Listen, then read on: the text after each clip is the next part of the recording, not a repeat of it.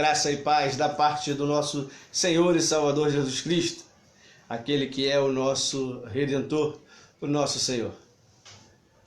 Muito feliz por estarmos juntos, podermos desfrutar da palavra do Senhor, meditarmos na palavra do Senhor, naquilo que nós temos feito, naquilo que nós temos respondido ao Senhor.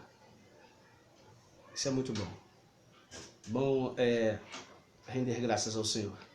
Já dizia o salmista. Como já é possível os irmãos verem, hoje eu não estou sozinho, ladeado pela primeira dama, como dizem alguns.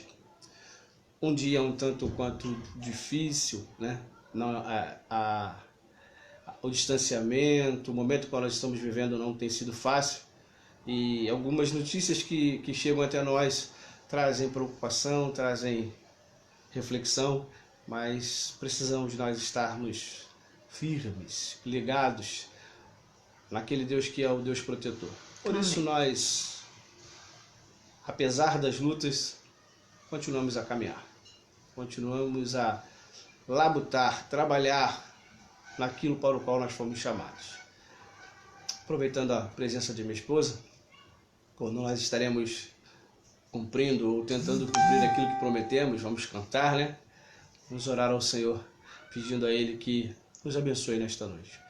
Pai, nós louvamos o Teu nome e queremos Te agradecer pela Tua boa mão que nos sustenta, por tudo que o Senhor tem feito nas nossas vidas.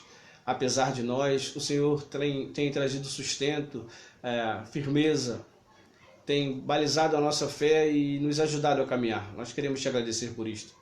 Te pedir a Deus que o Senhor tome nas Tuas mãos os nossos irmãos, aqueles que estão junto a nós nesta noite, mesmo que de forma digital, podendo ouvir da Tua palavra, que a palavra que será ministrada aos nossos corações nesta noite possa nos ajudar, possa nos fortalecer, que nós, com os corações abertos ao ouvirmos aquilo que o Senhor tem para nós, independente da situação a qual nós estamos vivendo, nos sintamos fortalecidos, protegidos pelo Senhor. Amém. Alcance com a Tua misericórdia os Teus filhos, abençoe com toda sorte de bênção a casa de cada um, aqueles que estão enfrentando momentos difíceis na saúde, o Senhor fortaleça, por favor, nós Te rogamos que o Senhor traga o sustento, a cura, na medida da Tua vontade, Senhor, possam as famílias serem sossegadas, terem seus corações sossegados pela Tua boa mão, em resposta às orações que têm sido feitas. Amém. E aqueles, ó Deus querido, que encontram-se enlutados, o Senhor fortaleça as vidas,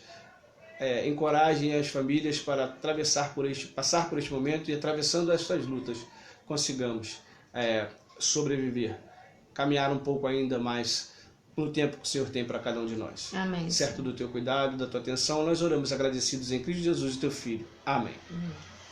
Hino de número 32. Boa noite, irmãos. A paz Ao do Deus Senhor. fiel. Essa é a Rutilene, a minha esposa, olha lá, né? Estou assim um pouquinho lá de lado, porque são duas cadeiras na frente do mesmo celular, mas espero que o presbítero Gregório, ao ouvir a canção, deu uma nota boa, tá? Tá bom. Nos ajude aí e perdoa as nossas falhas de antemão. Vamos lá?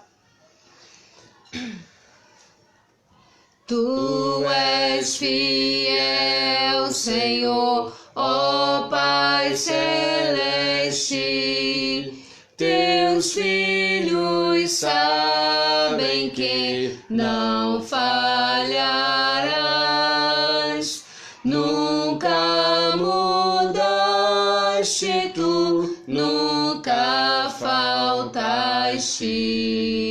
Tal como eras, tu sempre serás. Tu és fiel, Senhor. Tu és fiel, Senhor. Dia após dia, com bênçãos sem fim. Tua mercê nos sustenta e nos guarda. Tu és fiel, Senhor, fiel a assim.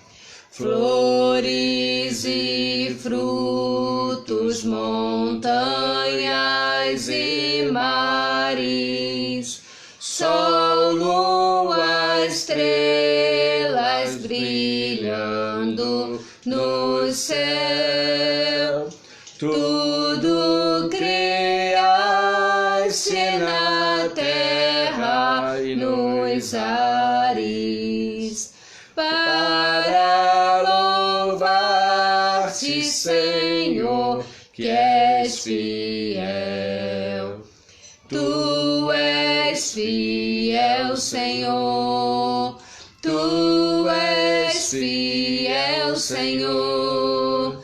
Dia após dia, com bênçãos sem fim. Tua mercê nos sustenta e nos guarda. Tu és fiel, Senhor, fiel assim. Pleno perdão tu dás, que segurança. Cada momento me guias, Senhor, e no porvir, ó que doce esperança, desfrutarei do teu rico favor. Tu és fiel, Senhor. Tu és fiel, Senhor. Dia após dia, com bênçãos sem fim. Tua mercê nos sustenta e nos guarda. Tu és fiel, Senhor, fiel assim. Amém.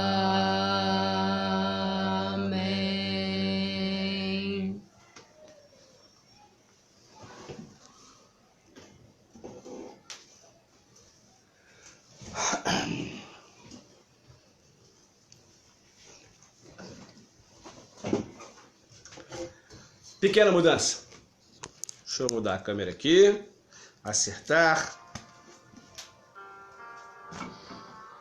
Agradecer a Deus por este tempo. Rogar aos céus que sua família esteja bem, você esteja bem. Na certeza de que esse é o Deus que nos sustenta. Isaías capítulo 6. Isaías capítulo 6.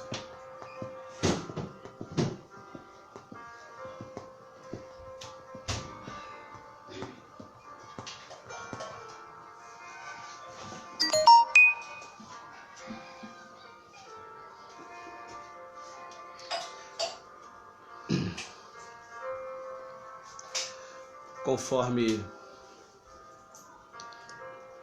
nós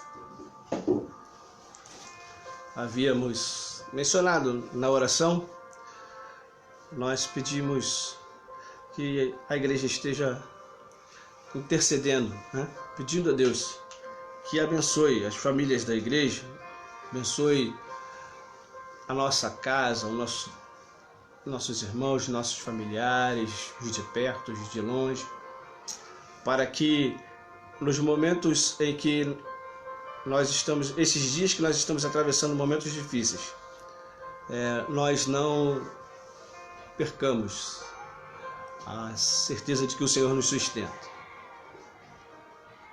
Diz o texto da palavra de Deus no livro do Isaías, profeta Isaías, capítulo 6, a partir do primeiro versículo, quando estaremos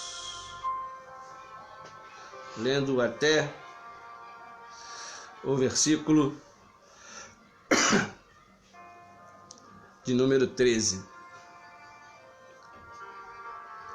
No ano da morte do rei Uzias, eu vi o Senhor assentado sobre um alto e sublime trono, e as abas de suas vestes enchiam o templo.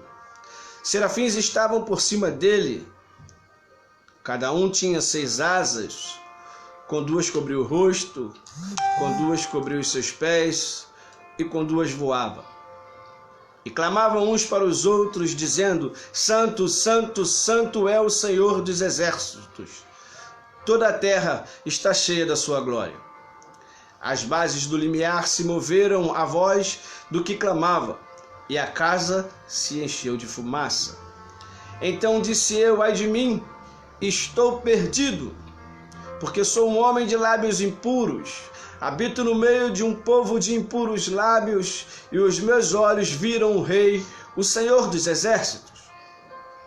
Então um dos serafins voou para mim, trazendo na mão uma brasa viva, que tirara do altar com uma tenaz. Com a brasa tocou a minha boca e disse: eis que ela tocou os teus lábios, a tua iniquidade foi tirada e perdoada o teu pecado. Depois disto, ouvi a voz do Senhor que dizia: a quem enviarei, quem há de ir por nós? Disse eu: eis-me aqui, envia-me a mim. Então disse ele: vai e dize a este povo: ouvi e não entendais. Vede, mas não percebais. Torna insensível o coração deste povo, endurece-lhe os ouvidos e fecha-lhe os olhos, para que não venha ele a ver com os olhos e ouvir com os ouvidos, e a entender com o coração, e se converta e seja salvo. E disse eu: até quando, Senhor? Ele respondeu: até que sejam desoladas as cidades, e fiquem sem habitante, as casas fiquem sem moradores, e a terra seja de todo assolada. E o Senhor afaste dela os homens, e no meio da terra seja grande o desamparo. Mas se ainda ficar a 10ª parte dela, tornará a ser destruída, como o terebino e como o carvalho, dos quais, depois de derrubado, ainda fica o toco. Assim, a santa semente é o seu toco.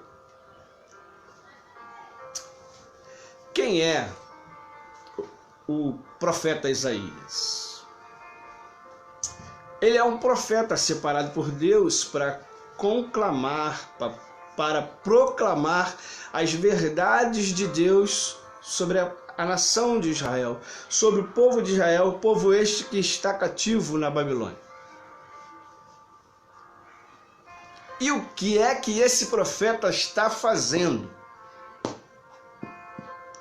Ele que é um profeta messiânico, um profeta que vai falar-nos mais à frente, que vai escrever para nós sobre o cumprimento da promessa da vinda de Jesus Cristo para remir os homens, remir o povo de Israel ao seu Deus e, por conseguinte, a nós, os gentios.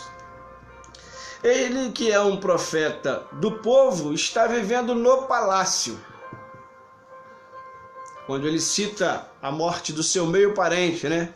No ano da morte do rei Uzias, eu vi o Senhor assentado sobre um alto e sublime trono, e as abas das suas vestes enchiam o templo. Pesado demais esse texto, porque ele, sendo um profeta do povo, profeta que deveria estar falando ao povo, à nação de Israel, estava escondido. Estava fazendo como tantos de nós nos dias de hoje, coisas que agradavam ao seu coração, vivia de forma a sustentar o seu bel prazer e não estava assumindo a palavra que Deus o havia entregado para que ele falasse. As profecias a um povo em declínio, as profecias a um povo que carecia desesperadamente de ouvir as verdades de Deus. O povo fora levado cativo, o povo está no cativeiro, e é preciso que se levantem homens para proclamar a palavra, as verdades de Deus, para que este povo caia na sua consciência, retorne à sua verdadeira adoração, para que sejam livres, possam retornar ao seu lugar, possam retornar ao seu país, à sua nação. E nós já sabemos, já falamos aqui, que este cativeiro babilônico é um cativeiro diferenciado. Quando falamos sobre Sadraque, Mesaque e Abednego, este cativeiro não é um cativeiro como o cativo dos egípcios. Quando no Egito o povo viveu sob a opressão total. Mas este cativeiro babilônico é um cativeiro político, econômico, um cativeiro aterrorizador, amedrontador, um cativeiro que fazia com que o povo, mesmo que fosse um povo escolhido, sendo escolhido pelo próprio Deus, perdesse a sua identidade. E Isaías então está nesse momento difícil de sua vida. O seu meio parente morre. O rei Uzias morre, e ele, que é profeta do povo, vivendo no palácio, agora se vê apertado, se vê levado a entender o que Deus quer para a sua vida. Quando morre o rei Uzias, o que ele faz? Qual é a atitude dele? A mesma atitude de muitos dos dias de hoje, que são chamados para servir ao Senhor, mas estão vivendo dissolutamente, ao serem oprimidos, ao serem encurralados nos seus delitos e pecados. Só se tem uma saída, que é correr e se abrigar nos braços de Deus. E é para o templo que ele corre.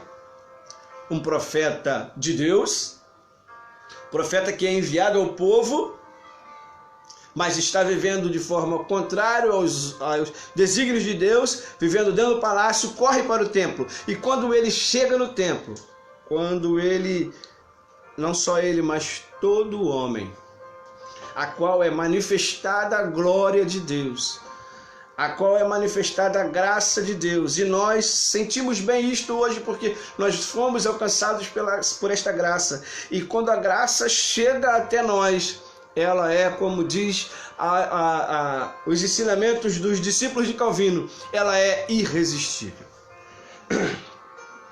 Então ele, ao chegar ao templo, tem uma visão. Ele vê o Senhor assentado num alto e sublime trono, e as abas de suas vestes enchiam o templo. João Ferreira de Almeida, na sua tradução, devemos crédito a ele, devemos muito a ele por termos a palavra de Deus traduzida no português no nosso vernáculo, para que pudéssemos ler e entender. Não houve aqui uma forma mais clara do que para colocar para nós o que o original diz, o texto hebraico diz. Então ele diz que a aba das suas vestes enchia o templo. É como se o Espírito de Deus, visto por Isaías, uma forma de fumaça enchendo o templo. E ele diz que serafins estavam por cima dele, ou seja, por cima deste Senhor que está sentado no alto e sublime trono. E cada um deles tinha 6 asas. Com 2 ele cobriu o rosto, com 2 cobriu os pés e com 2 voava. O que isso traduz para nós? O que isso quer dizer para nós? Esses serafins não conseguiam, diante da majestade, diante da glória que enchia o templo, da graça que enchia o templo, ele não podia ver. Isaías também não podia ver. Isaías então sente esta majestade, porque os serafins clamavam com voz forte uns para os outros, dizendo: Santo, Santo é o Senhor dos exércitos.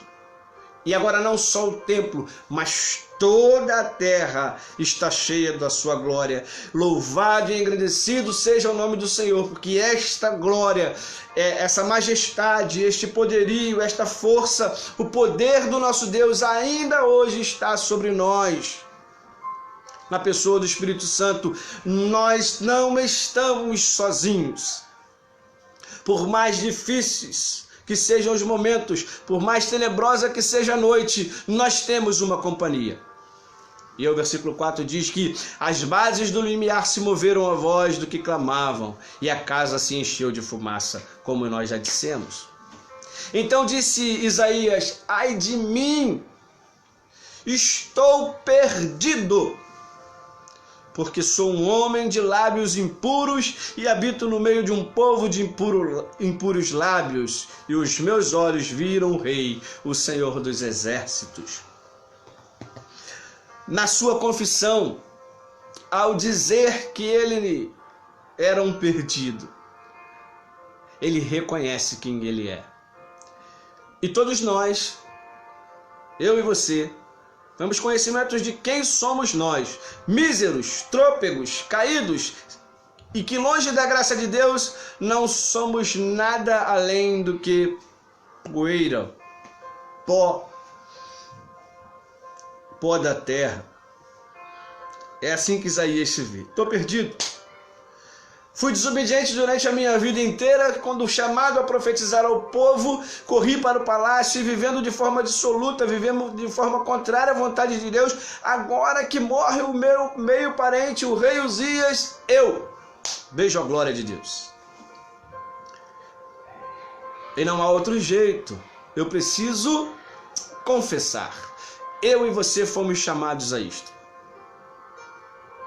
Então um dos serafins voou para mim, trazendo na mão uma brasa que tirara com uma tenaz do altar.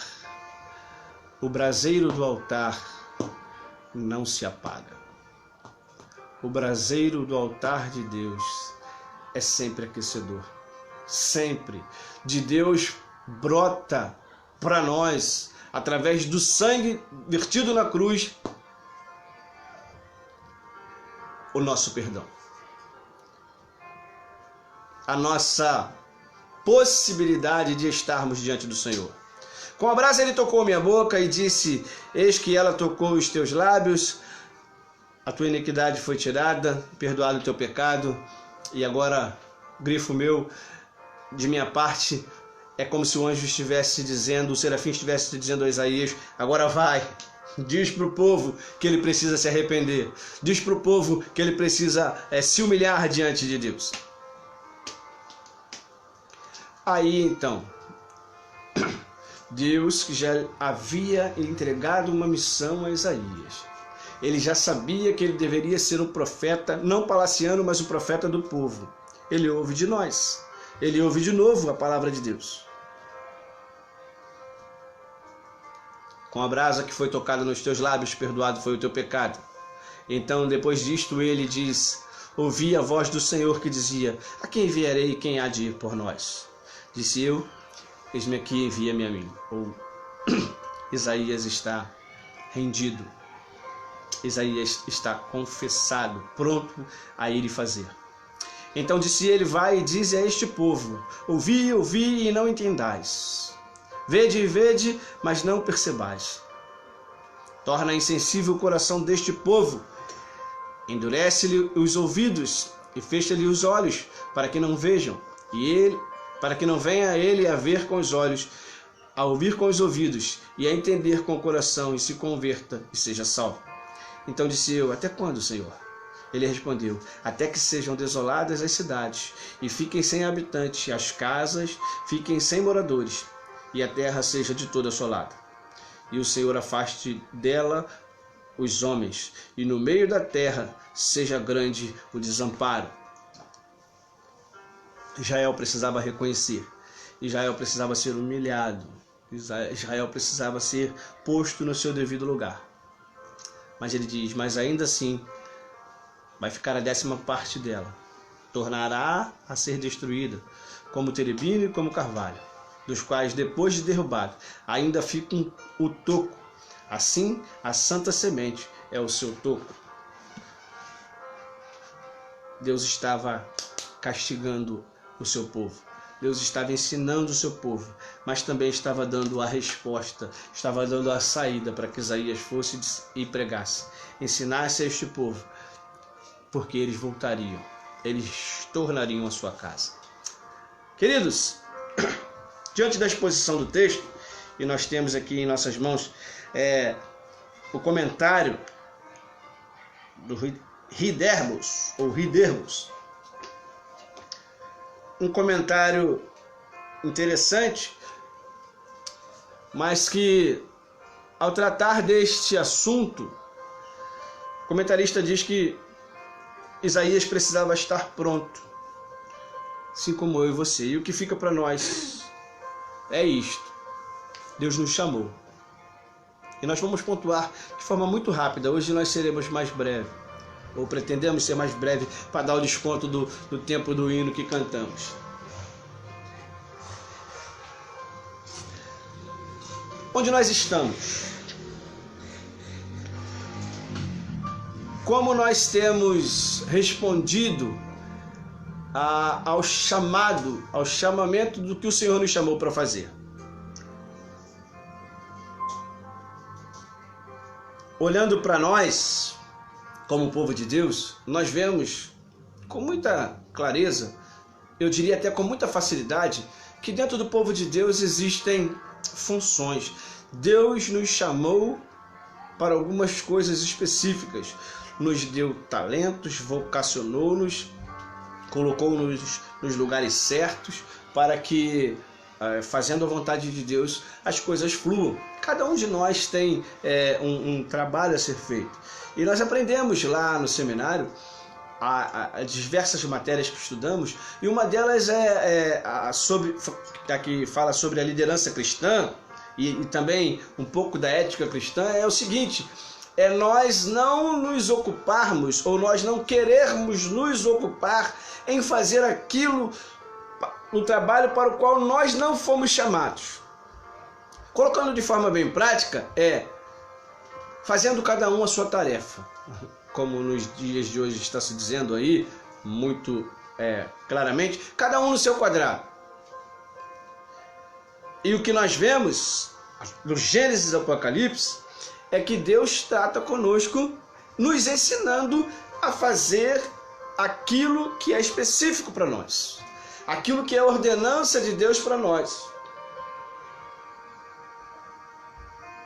Você calcula ou pensa naquele que foi chamado para organizar, colocar as peças no tabuleiro nos seus devidos lugares, querer desenvolver, querer desempenhar o papel daquele que foi chamado para fazer. As coisas não vão caminhar, e nós temos exemplos claros disso. Nós temos, ao longo da história da nossa vida, visto acontecer essas coisas. Se formos pensar na área da construção, vemos muitos quebra-galhos, uma expressão tosca, nós podemos dizer.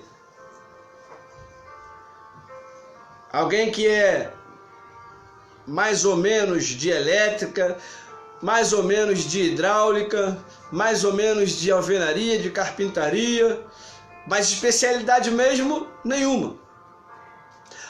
É muito bom, é interessante se fazer de tudo. De fato, de verdade, não é bem assim. Quando nos arvoramos a fazer algumas coisas fora do nosso contexto, nós somos surpreendidos. Alguém que não entende nada de elétrica pode fechar um curto. Não é, dona Rutilene? Se um conector desencaixar do seu lugar e nós trocarmos os polos Pode surgir um curto e deste curto um incêndio e botar tudo a perder. Ah, mas tem coisas que é simples demais, poxa, dá para fazer. Sim, forçando um pouquinho, até que podemos fazer isto, né? Isso aqui é muito fácil, dá para fazer. Nós, naquilo que nós não sabemos, naquilo que nós não fomos chamados para fazer, corremos riscos. Olha o que Isaías está sofrendo. Chamado para profetizar ao povo, está vivendo no palácio e por conta disso passa aperto. Se você estudar o livro do Isaías, você vai ver muita coisa difícil. Quantos momentos indizíveis até dos púlpitos. Tem que ter muito jeito para contar essa história. Para não assustar ninguém, porque é complicado.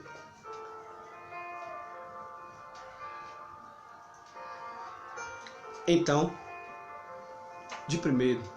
no primeiro ensinamento para nós precisamos estar no lugar para o qual nós fomos chamados.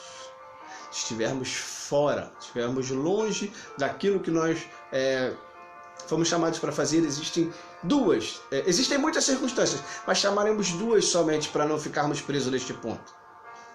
Aquilo que fomos chamados para fazer e não fazemos, ao ficar sem fazer, pode gerar sofrimento para os outros. Você imagina uma dona de casa, onde o esposo é zero na cozinha, não sabe fazer nada, e ela diz, não vou mais cozinhar, não vou mais fazer comida. Essa família vai passar por apertos, até que alguém aprenda, e mesmo com a internet, isso pode gerar problemas. Imagine um país sem direção, ou sem alguém com capacidade para dar direção. Imagine um time de futebol sem um bom treinador para dar a este time um esquema, para que esse time tenha uma característica específica na busca da vitória. Imagine um ministério de louvor sem um líder para dizer que horas que deve se entrar, qual é o momento que nós devemos ter os solos, ou qual é o melhor momento para entrar as vozes, se não houver um ensaio para ficar tudo bonitinho. Então, primeiro ponto, você precisa saber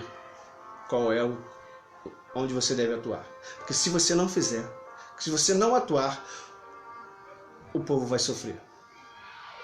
O povo sofrendo decorrência do mau andamento, e já que nós estamos tratando de música, do descompasso.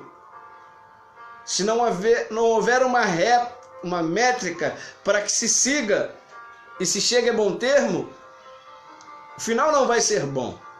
Então, sofrerá o outro, a qual nós precisamos ajudar a conduzir, falar, verbalizar as palavras para que essas pessoas tenham uma direção. Sofreremos nós, porque olha o que acontece com Isaías. Quando morre o rei Uzias, ele vai ao templo, ele lembra de algumas coisas. E uma das coisas que ele lembra é que ele está perdido por não estar pronto. Vamos caminhar mais um pouquinho? Numa segunda visão, no segundo ângulo, quando Deus nos chama a fazer e nós caminharmos para um desempenho daquilo que é bom para o trabalho, para o crescimento do trabalho, para o bom andamento desta casa, para o bom andamento desta empresa, para o bom andamento desta igreja a qual nós participamos, o conceito é de que fazendo a nossa parte e as coisas caminhando bem, nós teremos a alegria de ver o cumprimento do nosso penoso trabalho. E mais ainda, teremos a consciência tranquila, poderemos dormir em paz, porque aquilo que foi colocado para nós, que era para ser feito, nós estamos fazendo. Então Isaías reconhece. E ao reconhecer, ele descobre um fator sine qua non para nossas vidas. Importantíssimo. Primordial, eu diria. Ele não está sozinho. Quem se apresenta para ele, quem se mostra a ele, em toda a sua potencialidade de majestade, é o próprio anjo do Senhor. E ao ter esta visão, e ao reconhecer, ao cair em si, ele então recobra a condição de que precisa ir.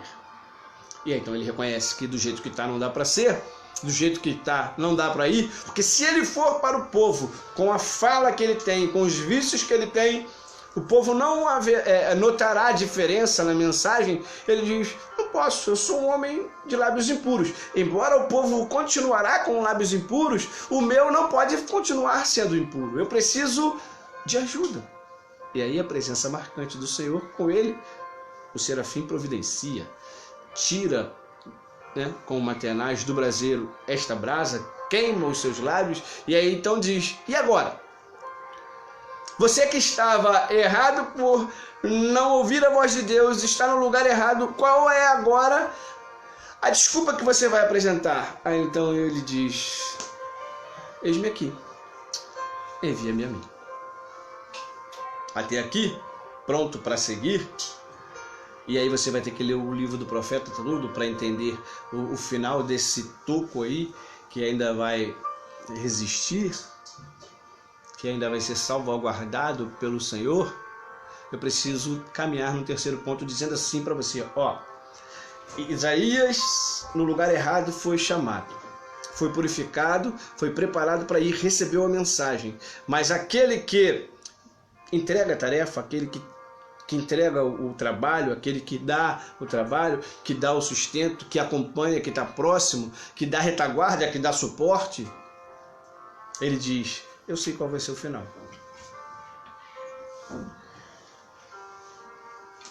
Maravilhoso, glorioso Deus, como é bom ter essa certeza.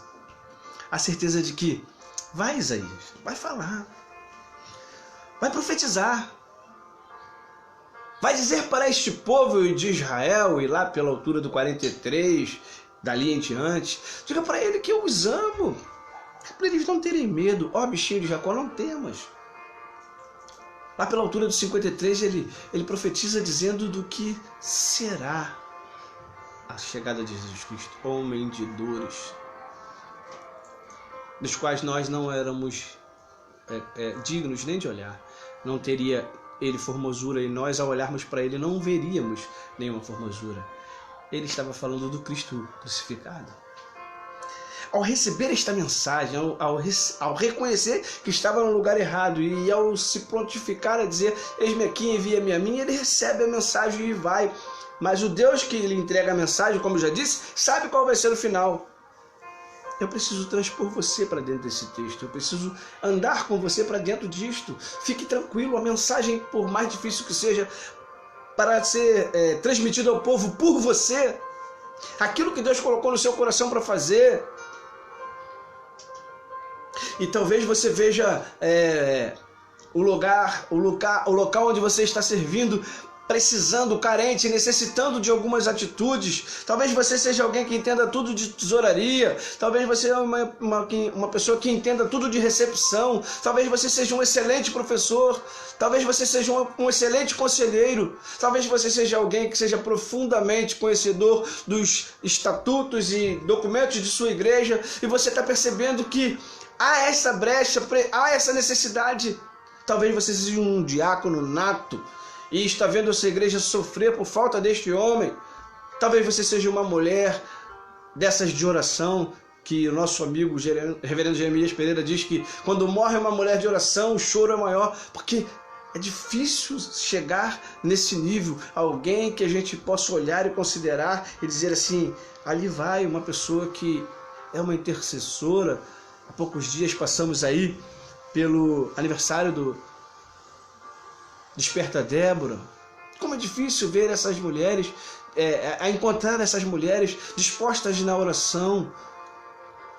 Quantas igrejas estão carecendo disso? Quantos homens de Deus estão precisando de proteção, de guarda, para que Deus traga luz sobre a sua mente, para conduzir o rebanho. E eu louvo a Deus pela nossa vida, pela vida da nossa igreja, uma igreja que caminha saudável, bem dividida aqui na questão, não é que haja divisão, mas é que ela está bem setorizada, ela está bem arraigada, cada um na sua função desempenhando, e nós precisamos louvar a Deus por isso, mas nós precisamos avançar mais, precisamos crescer mais. Quem é do evangelismo, segurar no negócio e dizer assim, não, é por aqui que nós vamos, eu entendo desse negócio. Quem trata de gente, ainda ontem li alguma coisa sobre aconselhar. Como é bom ter uma palavra conciliadora, uma palavra que traga paz, uma palavra que traga harmonia. Onde há um incêndio, como é bom ser um balde d'água para esfriar os ânimos. E nem todos de nós temos esse preparo, mas Deus tem preparado pessoas assim para trazer o auxílio. E que no momento certo, quando o auxílio chega na hora certa, as coisas caminham. Por isso, Isaías então vai sair e profetizar. E terminando a nossa fala, só para caminharmos um pouquinho mais, no texto de Isaías vai ser replicada a história do Senaqueribe, quando o rei desafia o povo de Deus e Deus dá a sentença. É o profeta que vai lá e fala sem medo, porque quando estamos com o Senhor, podemos responder como Isaías fez. Lembre-se o que ele falou? Versículo 8, vamos terminar dizendo isto. Depois disto, ouvi a voz do Senhor que dizia, a quem enviarei e quem há de ir por nós? Disse eu, eis-me aqui, envia-me a mim. Em tempos de guerra, em tempos de lutas e de dificuldades, são nesses momentos da vida que os valentes precisam se apresentar, que os verdadeiros guerreiros precisam se apresentar. Quando Deus nos chama, Ele capacita. Se observarmos isto do Gênesis ao Apocalipse, é desses homens que a palavra de Deus está tratando. Vamos sair lá do início, desde os tempos de Noé, quando era loucura para todo mundo. Deus manda construir um barcão, uma arca, na beira do mar. Lembra? Era num estaleiro pertinho do mar, como são construídos os navios hoje? Não, muito distante do mar. Qual era a mensagem que Noé tinha? Vai chover, vai chover. Deus mandará chuva, um dilúvio. Naquele tempo não era comum, não havia chuvas, a não ser para molhar a relva e fazer brotar a semente. Uma mensagem totalmente ensandecida, louca, mas que Deus colocou no coração dele.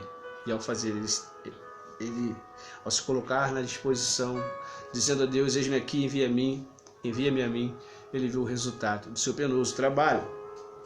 E aí, para não ficar só no Antigo Testamento, vemos o diácono Estevão, no início do Evangelho, bem no início da igreja primitiva, sofrendo as sanções dos governos e a perseguição do judaísmo. Ao ser apedrejado, ele entrega a sua mensagem. Qual é a sua mensagem? Pai, não imputes a estes os seus pecados. E com isto, morrendo apedrejado, ele viu o céu aberto. Qual tem sido a sua dificuldade? Qual tem sido a sua luta? Qual tem sido a sua dor? Qual tem sido o teu choro? O que está te impedindo de dizer para o Senhor, eis-me aqui, envia-me a mim? Que o Senhor nos ajude. É muito bom lermos o Salmo 46 e sabermos que o Senhor dos Exércitos está conosco, o Deus de Jacó é o nosso refúgio. É muito bom. É muito bom saber que o nosso Deus quebra os carros, queima no fogo, quebra o arco, corta a lança, queima os carros no fogo. É muito bom saber disso. É muito bom saber que podemos descansar à sombra do Onipotente, no Salmo 91.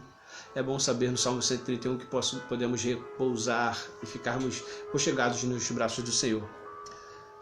Mas é bom saber também que nós fomos convocados. Nós não fomos chamados para ficarmos parados. Há uma luta, há uma guerra, há uma batalha a ser vencida. E o melhor disso tudo é que Ele está conosco. Assim como Ele foi com todos os seus servos, não deixando nenhum deles abandonado, Ele é conosco hoje. Fiquem todos com Deus, fiquem firmes, fortes para o dia da batalha, e que quando isso tudo passar, estejamos com o Senhor, onde é o nosso lugar eternamente. Oremos. Pai, nós louvamos o Teu nome e queremos Te agradecer, te pedindo perdão pelas nossas falhas, e quantas falhas nós temos. Nos ajude, Senhor, a entendermos qual é o nosso chamado, qual é a nossa função. Se há alguém ainda entre nós que ainda não entendeu qual é a nossa função, o nosso chamado, lance luz sobre as nossas vidas para que, assim como o profeta Isaías fez, nós possamos dizer: eis-nos aqui, envia-nos para fazermos a Tua vontade. Certo do Teu cuidado, oramos agradecidos em Cristo Jesus, o Teu Filho. Amém. Terminamos o sermão, mas não terminamos ainda o nosso contato. E eu não posso ir embora sem antes te falar o seguinte: te pedir o perdão para fazer o complemento.